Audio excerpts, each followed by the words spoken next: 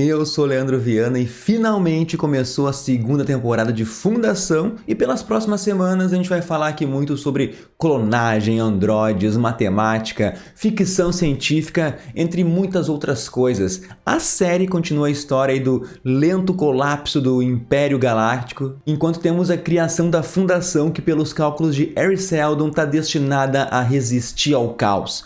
Confesso que em um primeiro momento eu achei essa estreia um pouco confusa, às vezes com um ritmo acelerado se a gente for comparar assim com a temporada anterior, mas quanto mais eu pensei assim no episódio em si, mais eu tô gostando dele. Então vamos dar uma chance aí pra Fundação, que começa dividida em 3 histórias principais. E se tu não lembra nada da primeira temporada, para tudo, vai na descrição desse vídeo que eu fiz uma revisão deliciosa assim de tudo que aconteceu de mais importante lá na primeira temporada. Agora, se tu lembra, se tu já viu o vídeo, meu amigo, aumenta esse volume aí que vai começar a análise do primeiro episódio de Fundação, segunda temporada.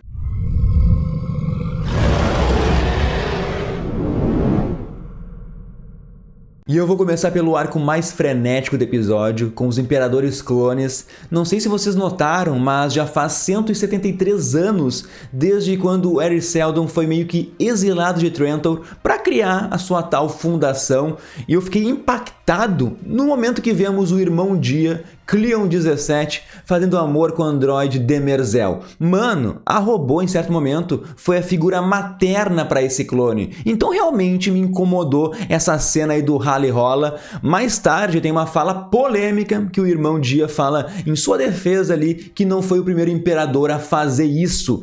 Ele até menciona que o Cleon I fazia e por isso eu até acredito que a nossa androide se apaixonou pelo verdadeiro Cleon e explica também o porquê ela é tão fiel a essa dinastia galáctica. Eu já vou voltar nesse detalhe, tá? Porque depois desse choque inicial que eu tive, assim, 2 homens mascarados atrapalharam esse momento mais íntimo do imperador e temos o ator Lee Pace aí no seu auge dos seus 44 anos lutando peladão. Esse segundo momento eu fiquei pensando comigo mesmo assim, que loucura tá acontecendo aqui? Até me incomodou um pouco o irmão Dia lutando como se tivesse ali aprendido golpes de Matrix, fosse faixa preta no jiu-jitsu. Nunca nos mostraram assim algum tipo de treinamento, mas eu entendo que isso pode ter mudado aí nesses 138 anos, até porque os imperadores quase tomaram um golpe lá no final da temporada passada. Mas eu gostei que o Lee Pace deu uma nova personalidade para esse irmão Dia. Ele é descolado, não sei se vocês perceberam, ele usa brinquinho ali, mas o melhor é que quando ele viu que ia ser atacado, não pensou 2 vezes, colocou Demerzel na frente para evitar o primeiro golpe. Gostei do visual sim, sem olhos desses agentes, mas com certeza houve alguma negligência na segurança, no equipamento de defesa do imperador também, e ele tá certíssimo assim em ficar paranoico e não confiar em ninguém. E tudo isso é explicado porque a gente descobre que o irmão Dia ele quer casar e ter filhos, algo totalmente contra a dinastia genética.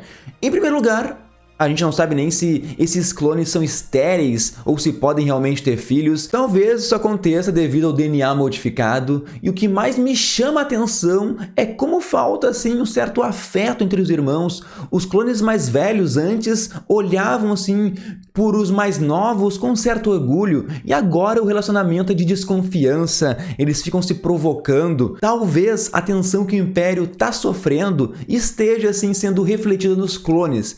Então faz todo sentido o irmão Dia ele desconfiar que seus irmãos possam estar envolvidos no ataque. O Crepúsculo, o mais velho, vê que seu legado pode estar sendo deixado de lado com essa ideia inconsequente de um casamento, enquanto o irmão Alvorada ele tem seu trono ameaçado com a possibilidade de um herdeiro nascendo dessa relação. Os clones parecem que estão agindo de forma separada e cada um tem a sua própria ambição. Outra possibilidade é que o traidor pode ser Demerzel pelo simples fato dela ser leal à dinastia genética. E talvez isso explique o fato assim dela estar tão envolvida com o irmão Dia. Ela pode estar querendo controlar o irmão Dia através do sexo ou sabendo assim que é impossível tirar essa ideia do casamento do nosso imperador. Talvez ela quer fazer ele ter uma certa afeição tão grande que a Demerzel tenha poder de opinar no casamento ou ou até tem uma influência assim sobre o filho dele. Então pode colocar assim a Demerzel na lista de suspeitos,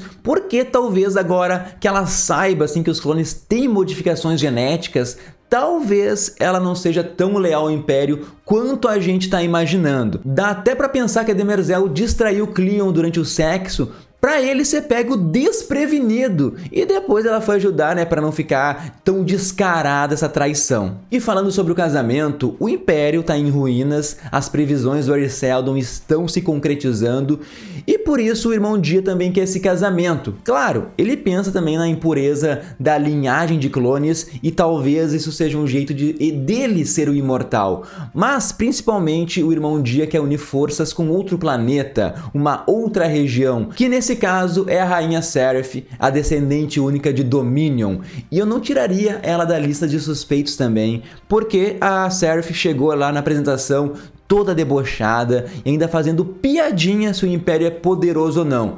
Talvez a Seraph mandou aqueles assassinos para testar o poder do Imperador. Ela até mencionou que alguns atos do Império pode ser para evitar o foco do que seria uma grande fraqueza. Eu não sei vocês, mas eu notei uma certa troca de olhares entre o Alvorada e a Seraph. Seria o clone mais novo um talarico do Império?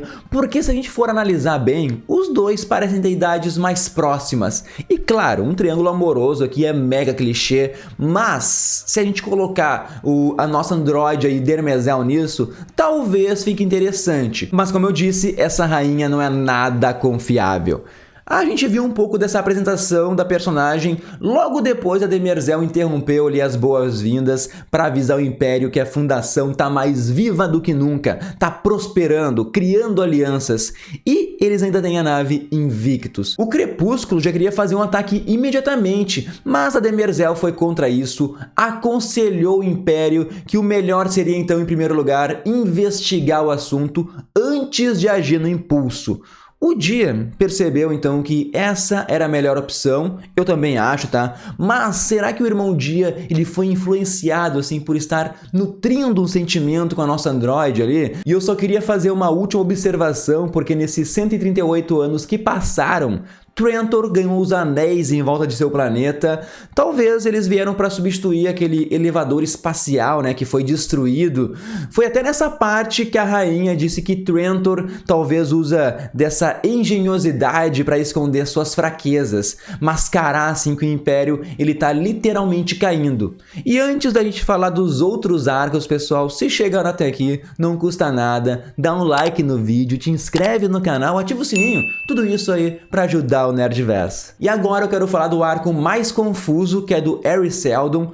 Estão dando um jeito assim do excelente ator do Jared Harris aparecer mais na série, e tudo começa com o Seldon preso tipo em uma zona fantasma, um quebra-cabeça criado por ele mesmo, e tentando entender essa situação com a ajuda primeiro da sua falecida esposa, a Yana, e depois aparece lá uma matemática que foi muito influente para ele realizar os seus cálculos. Ao decorrer do episódio a gente descobre que a Gale prendeu o Harry Seldon dentro do primeiro Radiante, e essas visões é o próprio Radiante se comunicando com o Harry. O dispositivo ele se tornou autoconsciente com o tempo. O Radiante, assim, ter vontade própria é uma grande reviravolta para mim. Ele falou pro Seldon que tá interessado no destino da humanidade e não na sobrevivência dela. Isso torna esse arco mais interessante e talvez um grande perigo mesmo. Talvez a Gale ter prendido o Harry Seldon dentro do Radiante foi algo fundamental pro desenvolvimento dele. E uma coisa que não ficou muito bem explicada é que sim, existem duas versões da consciência do Seldon.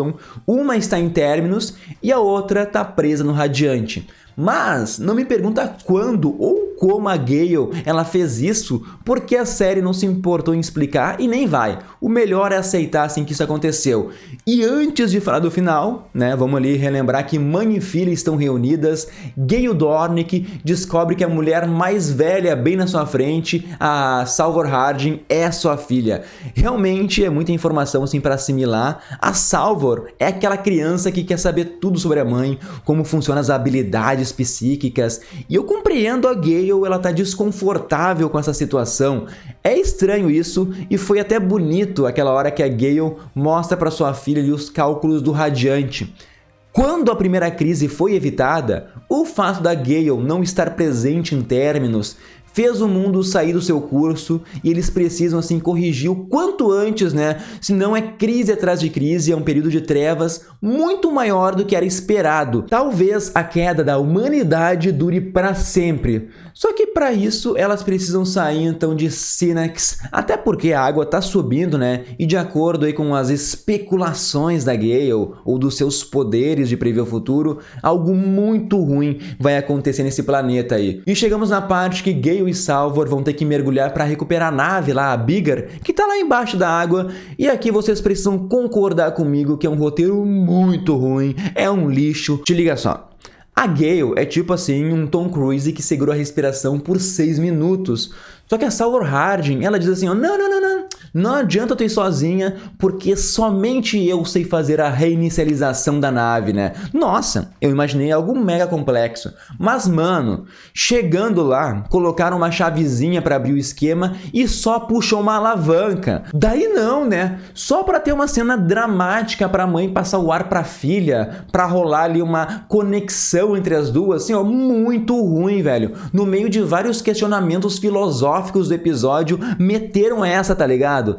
Para, velho. Desculpa meu desabafo aqui, vamos seguir pro final, porque após sair da água, mãe e filha observam um furacão no horizonte, enquanto tem um grande problema com a nave. A Salvor Harding fala que elas precisam então libertar o quanto antes o Harry Seldon, que ele é o único capaz de resolver esse problema a tempo assim, delas conseguirem sair com vida de Synax. E no meio dessa discussão, o próprio Radiante conseguiu ajudar o Harry Seldon a sair. E esse fantasma digital chega falando que tá na hora de um acerto de contas com a Gale. O episódio termina com esse baita cliffhanger aí. É óbvio que o Harry ele vai perceber que a única maneira de evitar a segunda crise é ajudando a Gale e a Salvor a escapar de Synax. Mas isso não tira o fato assim da Fundação ser uma série ambiciosa, tanto no seu enredo ali no seu roteiro, quanto nos efeitos visuais. É tudo muito lindo, tudo feito com carinho.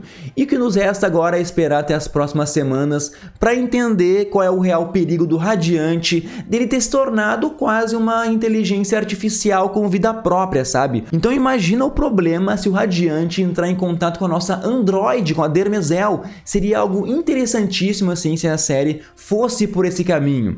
Espero que vocês tenham gostado dessa análise, das teorias que deu para formar aí com esse primeiro episódio. Comentem se gostaram dele, né? Eu acho que foi um bom episódio de preparação para os novos eventos assim e perigos que estão chegando. Eu vou ficando por aqui, mas a gente se encontra em algum próximo vídeo ou no podcast Nerdverso. É isso aí, gurizada. Tchau, tchau!